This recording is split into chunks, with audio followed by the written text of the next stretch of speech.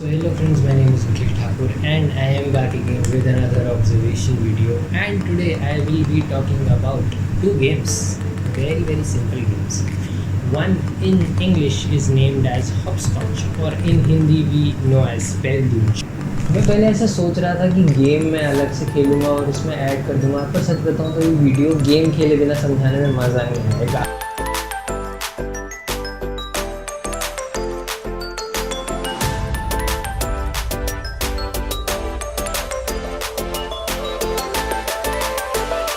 पत्थर मिल गया, मैं जीत गया गेम। सो इस पहले गेम का कनेक्शन है पार्लियामेंट से। पार्लियामेंट में बेसिकली दो फोर्सेस बैठती हैं, जिनको एक को हम कहते हैं रूलिंग पार्टी, जिसको मैं रूलिंग पार्टी कहना पसंद नहीं करता, मैं उसको सर्विंग पार्टी कहना पसंद करता हूँ, क्योंकि it is in the serving of the nation. उसके बारे में एक वीडियो है, वो मैं आपको इधर आई बटन में दे दूँगा। और एक ऑपोजिशन पार्टी होनी चाहिए। ऑपोजिशन का रोल उस जगह पे क्या होता है, जो कुछ ऐसी चीज़ें जो उन्हें वैलिड ना लगे लोगों के लिए या फिर अपने लिए भी, मतलब अभी पार्टी सामने बैठी हुई है इन पावर जो है, जो रूल्स बना सकती है, वो कुछ ऐसे रूल्स बना रही है जो उनको पॉलिटिकली हार्म करेंगे। तो ऑपोजिशंस बेसिकली दोनों तरीके से काम करते हैं। आपने पत्थर 1 2 पे फेंका, 3 पे फेंका, 4 पे फेंका, उसके बाद आप उस पर जंप करके तरीके से जाओगे। मतलब 1 2 3 4 को आप पार्लियामेंट्री सिस्टम मान लो कि कहाँ कहाँ से कौन सा अमेंडमेंट या बिल पास होने वाला है, या फिर जो फिगर्स, जो बॉक्सेस बने हुए हैं, उनको आप ऑपोजिशन की तरह मान लो बेसिकली, क्योंकि वो आपको हर रास्ते पे रोकने वाले हैं। बट ना, इन केस अगर मैं ऐसा कर दूं तो कि मैंने कहीं पे भी पत्थर फेंक दिया, मैं कहीं से भी चला गया, कहीं से भी जाके कहीं से भी अपनी गद्दी पे बैठ गया, यस,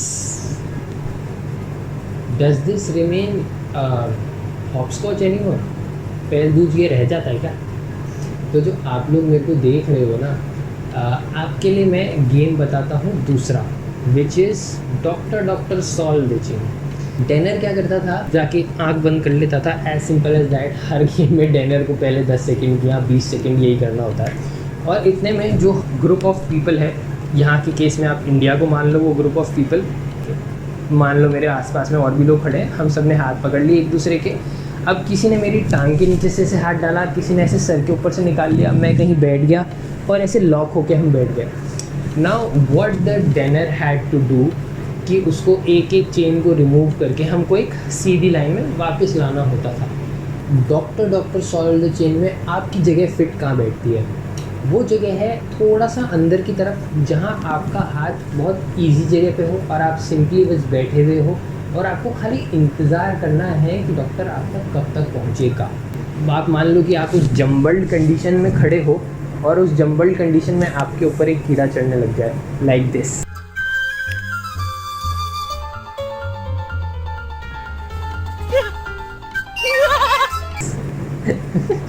तो आप क्या करोगे?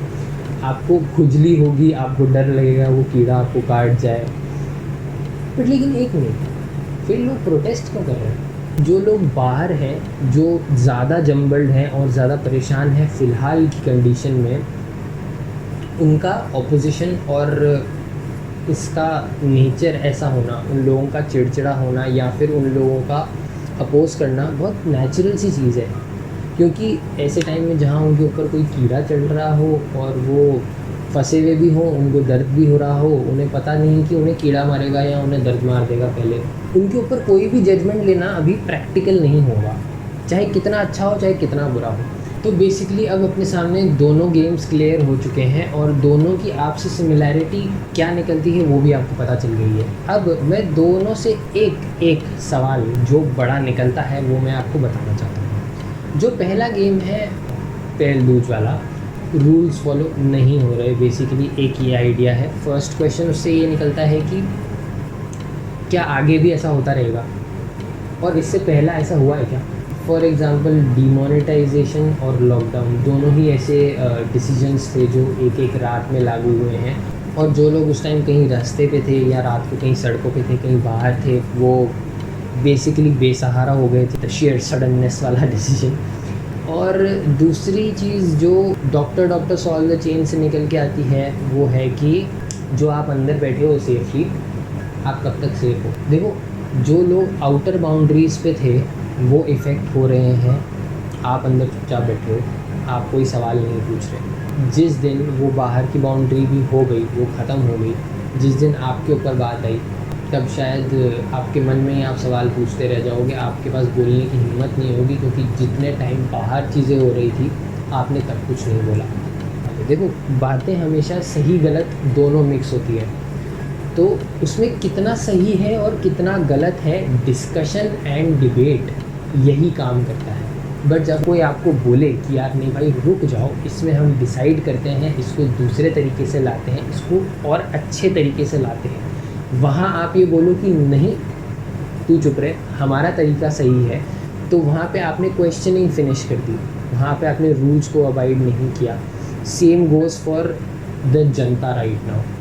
अगर आपने ऐसा होने दिया हमेशा के लिए और आपने क्वेश्चंस नहीं पूछे कभी भी, तो जिस दिन कोई रूल या कोई बिल या कोई अमेंडमेंट आपको डायरेक्टली भी इफ़ेक्ट करेगा ना, आप सवाल पूछने की हालत में नहीं हो। सवाल चाहे अच्छी चीज़ पे हो चाहे बुरी चीज़ पे हो, दोनों पे पूछना ज़रूरी है। उसका एक बड़ा रीज़न क्या है, मैं जब पावर और सर्विंग की बात कर रहा था ना, जिसके हाथ में पावर आती है उसके लिए बहुत आसान है अपनी मनमानी चलाना, वो आपके लिए ख़राब है। आपने अगर अच्छी चीज़ में उनको सपोर्ट किया, फिर भी सवाल पूछ के करो। जो वो आपको कह दें एक बार के लिए चुपचाप में मान मत लेना, उसके बारे में सोचना, पढ़ना और समझना, उसको सवाल कहते हैं। कोई आपको कुछ बोल दे और आप बस मान लो, वो सवाल पूछना नहीं होता। स्कूल में रट्टू तोते में और पढ़ने वाले बच्चे में, ढंग से पढ़ने वाले बच्चे में फ़र्क इतना सा ही होता है कि टीचर ने जो बता दिया और जो किताब में लिखा है वो चुपचाप घोट के पी जाओ, उस पर सवाल मत करो। वो रट्टू तोता बनता है। जिसमें दिमाग होता है, जिसको आप समझदार व्यक्ति मानते हो, वो व्यक्ति हमेशा टीचर से काउंटर क्वेश्चन करता है कि ऐसा क्यों है, क्यों नहीं। ग्रोथ क्या होती है? ग्रोथ आपकी क्वेश्चनिंग से ही बढ़ेगी। जैसे मैं बच्चे की बात कर रहा हूँ, जब वो काउंटर क्वेश्चन करता है ना, उसको समझ में आता है कोई चीज़ ऐसे या ऐसे क्यों इम्प्लाई होती है इस पर्टिकुलर टॉपिक पे।